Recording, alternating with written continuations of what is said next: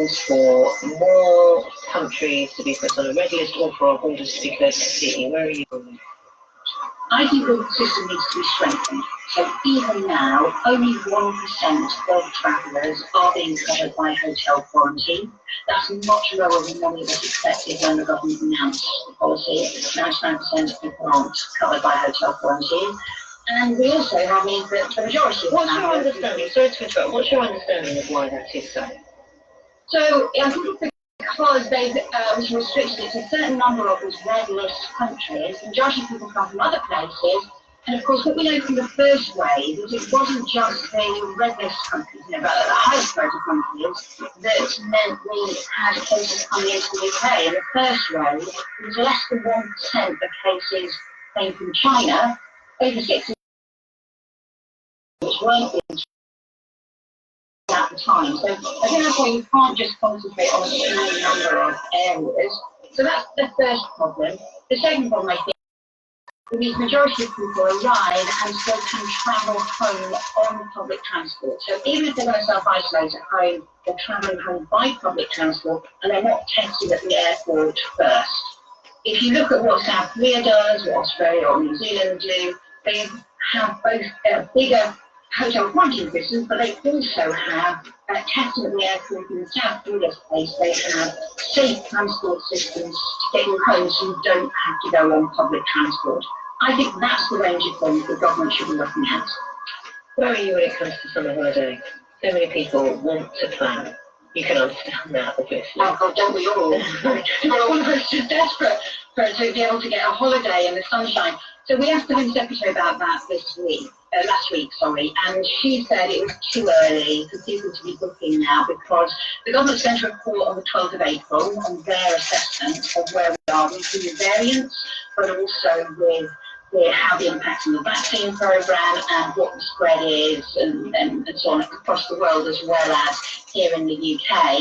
Some of the scientists we heard from also said that some of the border restrictions actually become more important as UK cases start to fall than they were before. So I think the government should be levelling with people because, to end up booking holidays and then not being able to get your money back and so on, it can be a real problem for people. So the government does need to be clear and not have our expectations rise if the China result is not going to be possible. To be fair, the government has made clear that every date that has been laid out in its roadmap is a provisional date and all dependent on the data. It's not dependent on data, it's dependent on the data. But that still hasn't stopped people from booking foreign trips. Yeah. And as long as they're booking it through an ATOL protected provider, they should be safe. Yeah, and I think people have to make their own decisions and decide what risk they want to take or how cautious to be. But I think the advice from the Home Secretary to us was it's too soon to be booking overseas holidays, and we'll obviously wait and see what the government comes out with on the 12th of April. That's when they said they'll report back. I think some of what happened when they announced they were going to do this report and come forward on the 12th of April, there was a bit of an expectation that meant all the restrictions might then be lifted, within a month or so after that. And that's where I think, if the evidence is we've still got to take action on new variants, what we've seen from places like New Zealand or South Korea and so on, is they've actually got far fewer restrictions within their countries because they have stronger border policies in place. So they've still got people back at school, they've had big sporting events, big social events able to take place, but they do have tighter restrictions around people travelling. Yeah, those had a different timetable to us as well in terms of... They moved faster. They moved much more quickly right back at the very beginning compared to what we did. Can I talk to you about something slightly different before we go? I'm sure you'll be aware of this. Sister from Drag Race UK, RuPaul's Drag Race UK, wrote a piece over last week about online abuse she received. And then over the weekend, my colleague and BBC rugby reporter Sonia McLaughlin spoke about the abuse she got online because of a robust interview she conducted with Owen Farrell. In fact, it was just an interview. She was doing her job. I know you are more than aware of the misogyny that is levied against women in media and in with high profiles. Are you still getting abuse? Oh, I think all MPs and some women MPs, all MPs do get abuse. And also as a result of it, we tend not to actually look at a lot of the comments that we get. And I think this is a problem, and it affects people. It affects people. It may affect people in public life, but it affects lots of people who aren't in public life as well. And can find in response to something they said, they suddenly get a huge pile of abuse, of racism, of homophobia, or misogyny, as you say. I do think that the social media companies need to do more to address this, but it's also a responsibility on all of us to show a bit more respect. People say things online that they would never say to someone they met in the street. They would never say to someone they were talking to in the pub. And this sort of acceptability of saying things online, I think just has to change. How do you deal with it? I think sometimes I don't read things, sometimes, and it's going ups and downs. You have different phases where actually you don't have anything that's difficult to deal with at all. But I think it's also a responsibility on social media companies, because almost we can try and grow thicker skins, but actually we shouldn't be treating each other like this. And the social media companies should make sure that there is a bit more protection for people against that kind of child abuse and so on. It's just unfair. I'm sorry we have to actually talk about that, to be completely honest. I'd have rather had a really good conversation about whether or not you agree with the quarantine rules at the moment, but it is what it is. Yvette Cooper is Labour Chair of the Home Affairs Select Committee. Thank you. Talk to you again soon. Take care. Thanks. Look, the reason we were talking about online abuse, of course, you heard if you were listening, thank you if you were. I was speaking to Sister Sister, star of RuPaul's Drag Race UK, about the abuse she's received online. I mean, here's some of what she was doing. Drag Race kind of it owes its popularity to the fandom, which is mainly based online, and it's not all doom and gloom. A lot of it is love, but for me, it was getting to the point where I really had to search for it. And as I've now realised, one tweet that heavily criticises you is fine. It's the nature of the show. It's when the tone becomes a little too dark and there's thousands of them coming at you. Well, one of the ones you highlighted, it was from some keyboard warrior philanthropist, describing how they'd like to see you die and what could be done with your body. I mean, is that the most extreme one you got? It was way up there. Yeah. And, when you're faced with it and it's just you in lockdown looking at your phone, it kind of feels like this is just it. That other one opinion is the world right now. And well, it's like if you were having a conversation and someone says you look fabulous, you look fabulous, you look fabulous 99 times, and then one person says, I don't think you got that quite right. That's what I remember. Yeah, of course.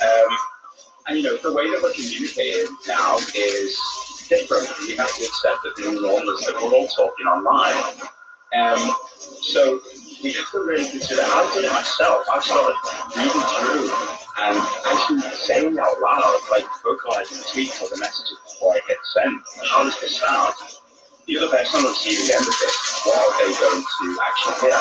Because it's all well and good putting these things out, but the new normal is now that we're not talking in bars, and we're not exchanging face-to-face conversations. So a lot of the tweets that we're putting out is the equivalent of just shouting one really solid opinion to someone's face.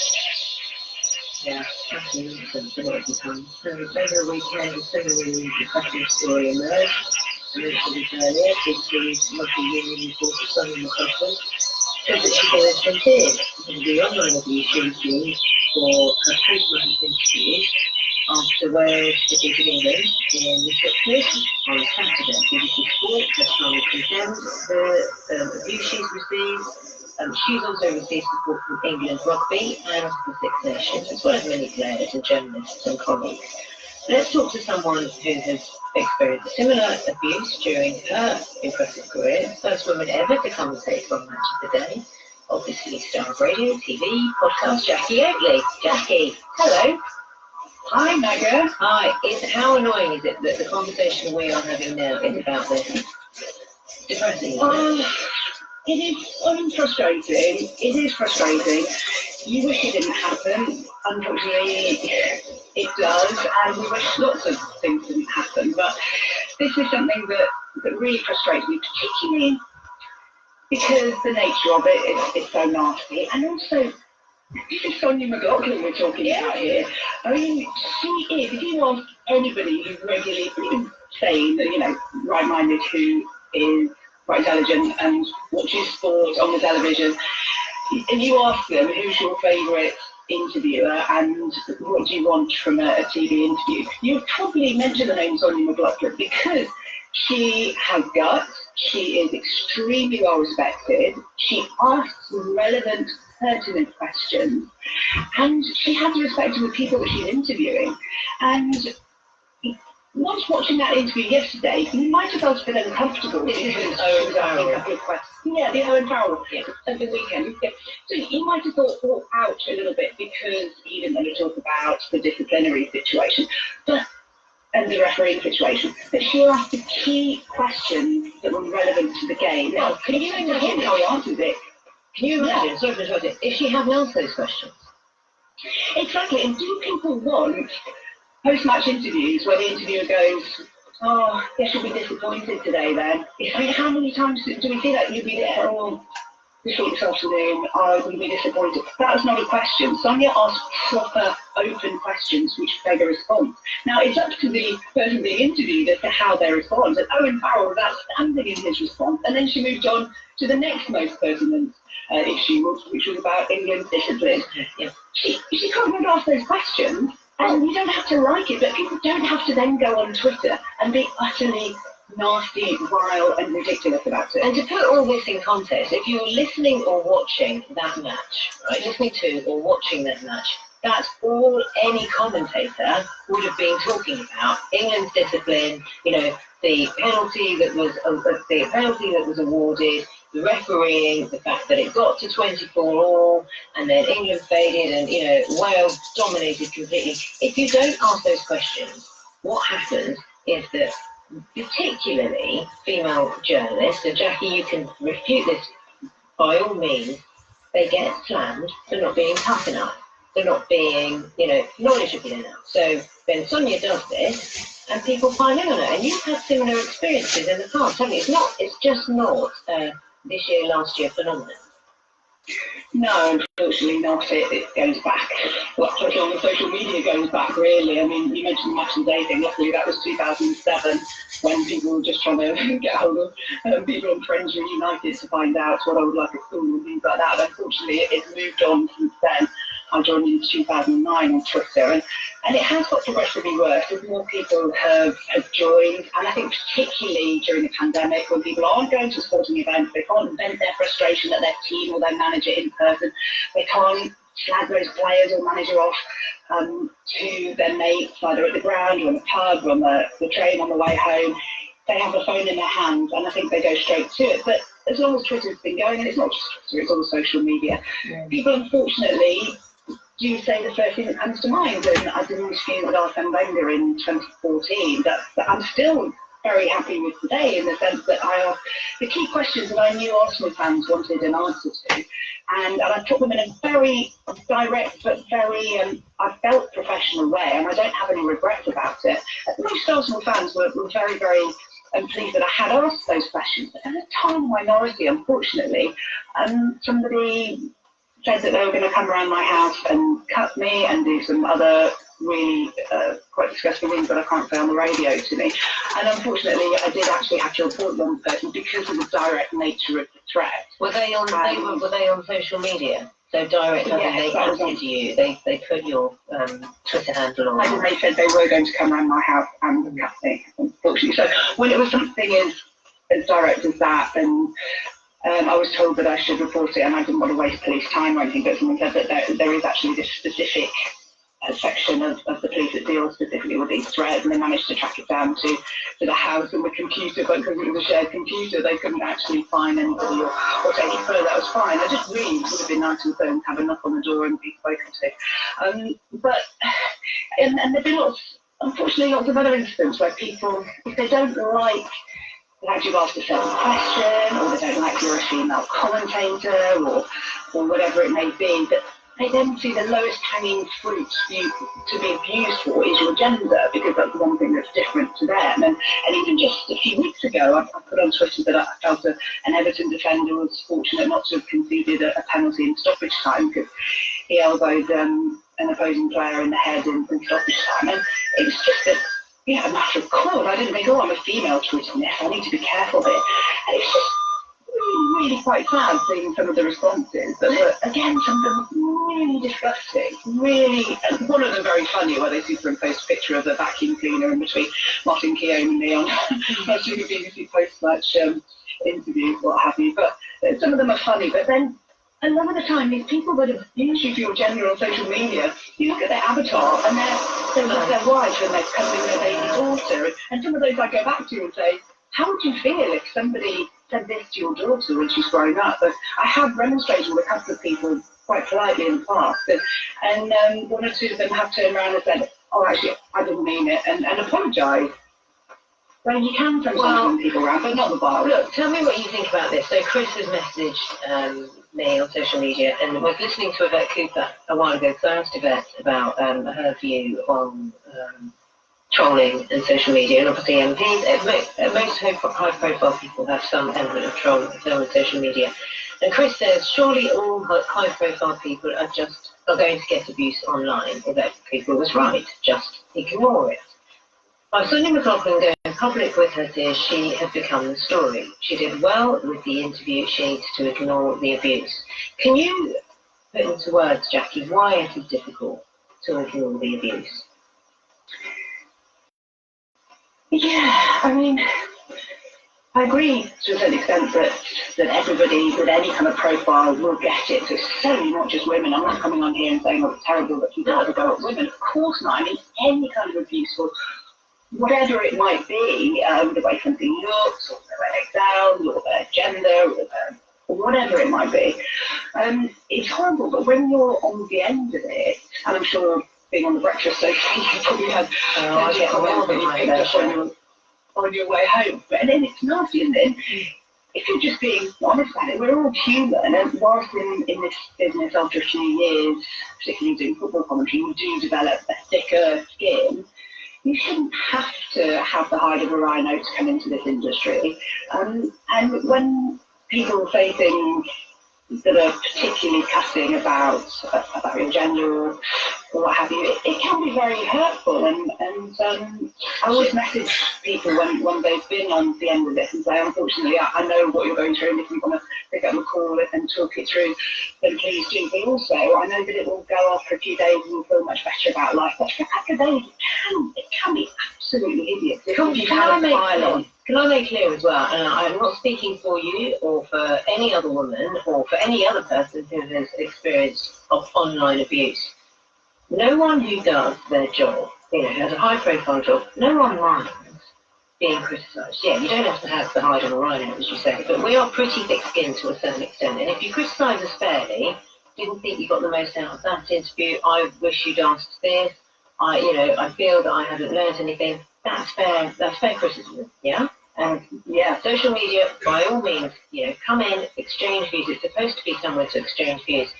It's when it gets personal and hateful, threatening, and when people know, let's be honest, if you're going to tell someone you're going to kill them or you're going to cut them, and you as the person, you've got to be pretty dumb to not realise that person's going to see it.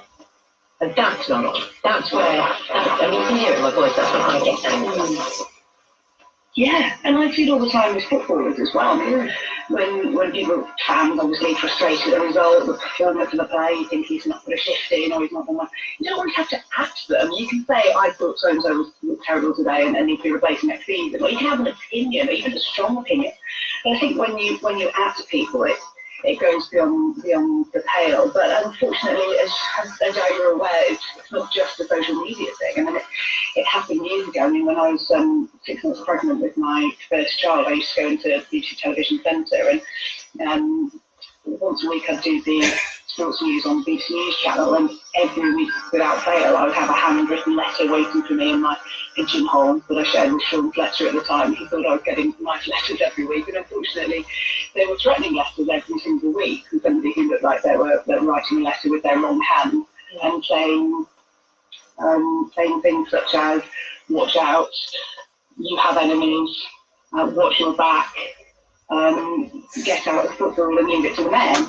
And so it's not just a social media thing, and unfortunately that had to be taken out of my hands by the department of the BBC, who said, yes, all sorts of presenters get certain things sent to them in the post. So it's not just social media, but the fact is it's so much easier now just to pick up your phone and just mouth off. So I would just urge people who maybe have picked up their phone or gone to their computer and flagged off somebody who thinks fair game because they're on television, actually they may come across as though they do have thick skin on the television, but those people really will feel it, and even if it's one or two messages, or it can be hundreds, it can have a really damaging effect on that person's ability to maybe even do the job in future and think whether they want to do that. And then you're only going to be left with people who either aren't on social media and don't connect with fans and viewers and communicate with people watching. You know, it's a nice thing to be able to do that.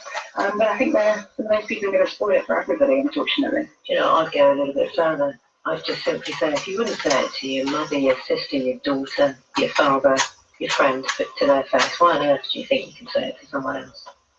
Yeah, and how would you feel, yeah, exactly. Or mum or dad or brother or anybody, how would you feel if they were being treated like this by somebody? So I think we just need to maybe put ourselves in the position of the person that we're contacting and acting, and think, well, you know, how would you feel if it was someone close to you?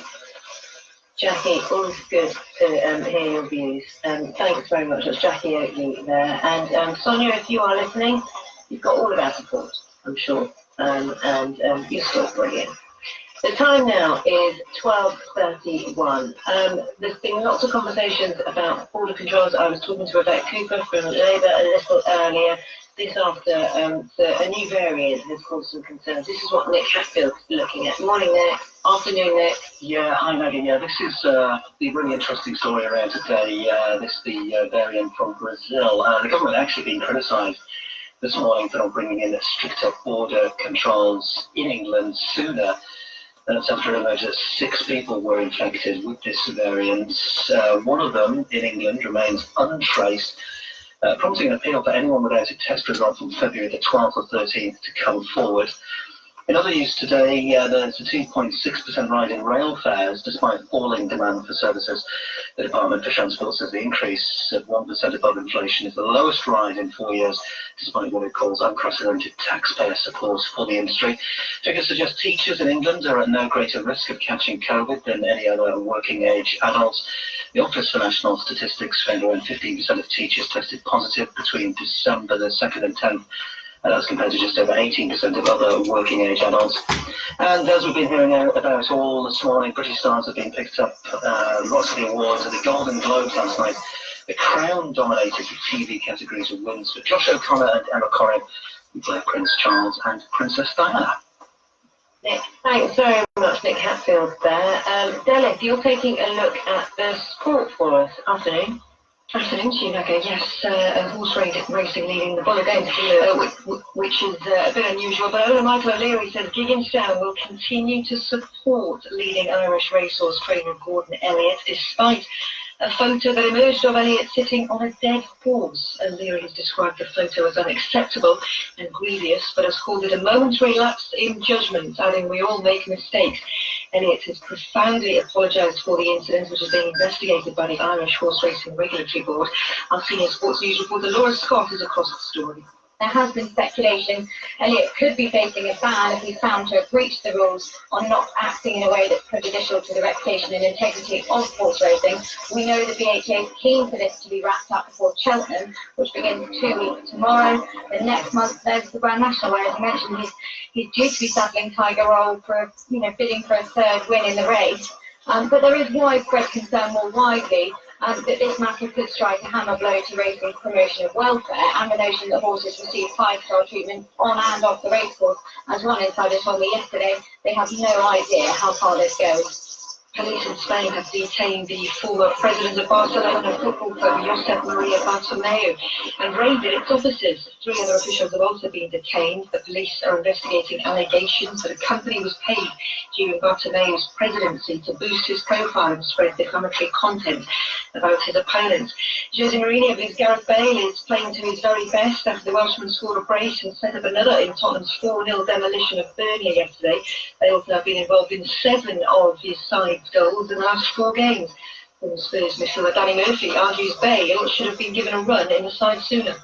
I thought that probably 2 or 3 months ago he should have had a run, just to see for sure. Because no matter how much quality you've got and how much confidence you've got, you need games to get that sharpness. Half an hour here, 20 minutes there, the Europa League game, he couldn't get any momentum. Hopefully now he stays in the team for a little while and we see that. Several supporters commentary of Everton against Southampton tonight. France head coach Fabien Galtier retains the support of his federation after it emerged he left the squad's bubble on the opening weekend of the Six Nations to watch his son play rugby.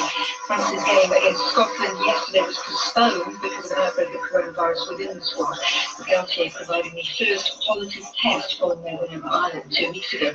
John Higgins hopes he's sent out a message to his fellow snooker players that he can still compete at the top of the game. Full-time world champion Rash Ronnie O'Sullivan to win the Players' Championship, his first ranking event win in almost 3 years. I was maybe a player in the last couple of years. The top boys were maybe coming up against thinking, well, if he plays well, he's got a chance, but if he doesn't play well, I'm not going over pretty easy. So it must still, that I'm still a contender or a full player. And the British driver Jamie Chadwick will continue in her role as development driver for Williams this year. The 22-year-old winner of the inaugural female-only racing championship, the W Series, joined the British Team's Academy in 2019. That's the latest from the Time now is 12:35. Buckingham Palace has just released a statement about the Duke of Edinburgh. That's in the last few minutes. It says, the Duke was today transferred from King Edward VII Hospital to St Bartholomew's Hospital, where doctors will continue to treat him for an infection. Well, our correspondent John McManus is outside King Edward VII Hospital for us. John, what more can you tell us? Yes, Tiger, that news from Buckingham Palace coming just in the last few minutes. As you say, the Duke, who had spent nearly 2 weeks at King Edward VII's Hospital here in central London, where he was being treated for an infection, transferred this morning over through central London to St Bartholomew's Hospital, St Bart's as it's commonly known, where the palace says doctors will continue to treat him for the infection, and they're also going to undertake testing and observation for a pre-existing heart condition. The palace says the Duke remains comfortable and is responding to treatment, but they say he is expected to remain in hospital until at least the end of this week. So that's the latest on the situation regarding the Duke. As I say, he's been at King Edward's for nearly 2 weeks. He was taken in here on February the 16th, but on the advice of his doctor.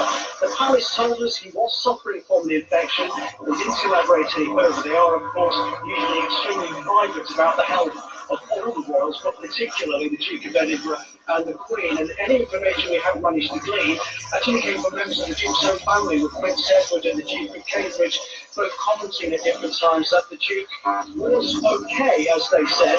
Prince Charles, of course, was also here at King Edward's last weekend, where he stayed for about half an hour visiting his father. We didn't have any more information on the Duke's condition until this statement that was released just a few minutes ago by the palace. John, let me read that statement out now from Buckingham Palace. The Duke of Edinburgh was today transferred from King Edward VII's Hospital to St Bartholomew's Hospital. Doctors will continue to treat him for an infection and were undertaking testing and observation for a pre-existing heart condition. The Duke remained comfortable and